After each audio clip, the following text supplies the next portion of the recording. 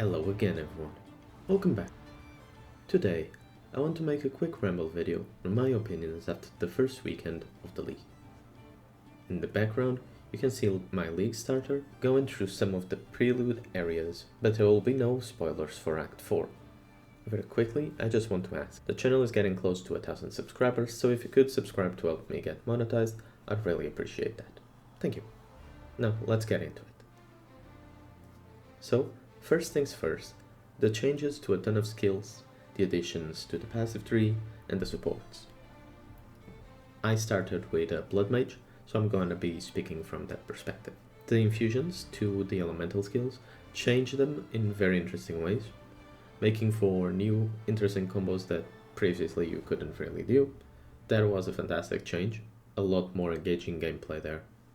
The new way of supporting your skills, you're no longer locked onto a single copy of the same support on all your skills, so that's fantastic. And having more tiers of them makes the progression feel a lot more fluid, makes so previously you'd probably get 3 or 4 supports of a specific tier, and then you were basically done, because you couldn't repeat them.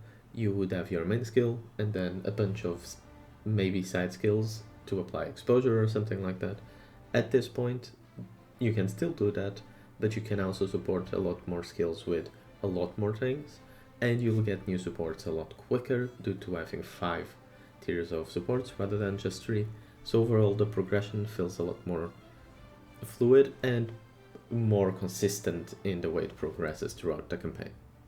In the same vein, having a lot more tiers and having the ability to use the same support in different skills makes things a lot more interesting from a buildcraft perspective.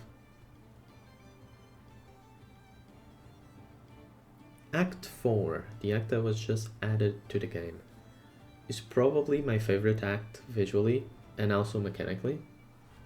The prison in particular has some fantastic visuals and a very interesting gameplay mechanic with a tide in the bottom floor.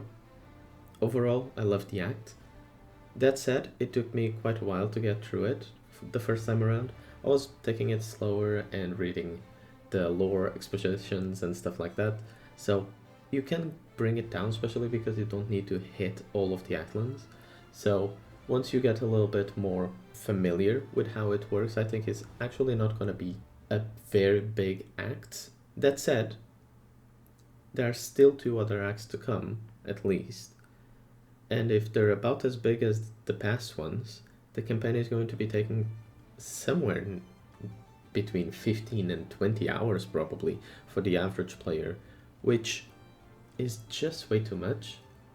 I feel like Act 3 is by far the worst offender.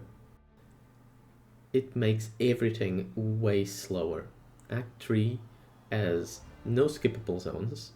It takes there's a lot of interacting animations in that act, with the soul cores, with the levers and waterway. The act itself is just way too long. Even if you axe it in half, you still would get a pretty decent sized act. So I think they just need to do something about that act to fix it. Even though I know they have reduced waterways already, it's not enough. The act is still way too big.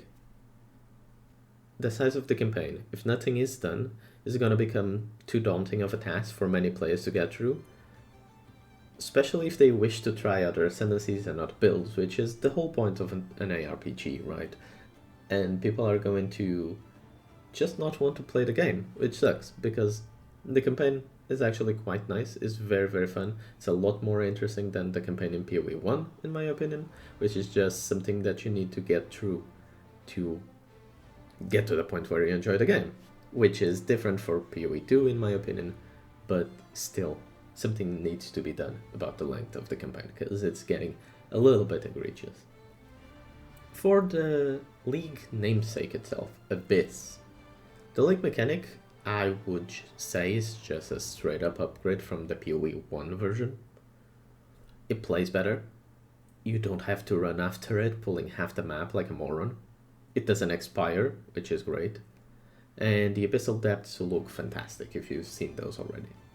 They do cause quite a bit of FPS drops when you finish sealing one of the holes and all the mobs spew out. So I think it might be a little bit of a problem on lower end machines. And also there's a lot of ground degens and visually it's very cluttered around the area. But for the most part, the mechanic is great. I really enjoy it. Finally, the trading system.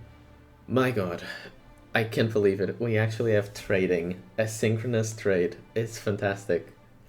The ability to set up your sales and not have to worry about it, not having to interrupt your gameplay to go and trade with somebody that might not know to come to your hideout or might not have the currency, try to change for something else. Like, trade has always been a mess in PoE, and now it's way better. With that said, one singular tab feels really harsh.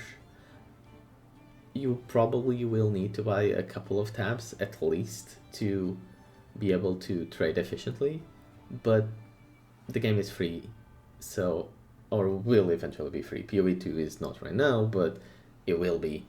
It's fantastic. I just love the new trading system.